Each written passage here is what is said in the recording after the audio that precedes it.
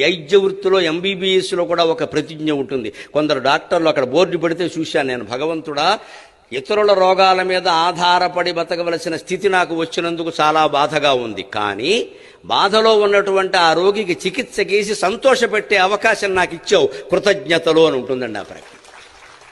ఇది ఎంబీబీఎస్ చేసిన డాక్టర్ల ఆసుపత్రుల్లో చాలా చోట్ల నేను చూశాను, ఇంగ్లీషులోను తెలుగులోను కూడా. కాకినాడలో మా డాక్టర్ గారు ఉన్నారు, వాడ్రేవు సుబ్బారావు గారు, వారి దగ్గర తెలుగులో చూశాను నేను. ఆయనకు తెలుగు అంటే ఇష్టం, తెలుగులో పెట్టింది. ఇంత గొప్ప ప్రమాణం ఉందా వైద్య విద్యకని? అయ్యి బాబా, ఇది పెళ్లి ప్రమాణం కంటే గొప్పదండి అన్నాడు ఆయన.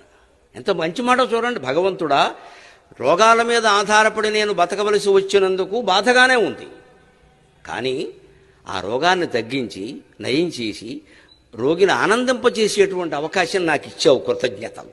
ఎంత బాగుందండి. దేశ ప్రతిజ్ఞ కంటే గొప్పదండి, ప్రమాణ స్వీకారాల ప్రతిజ్ఞల కంటే గొప్పది. దీన్ని పాటిస్తే సరిపోలా.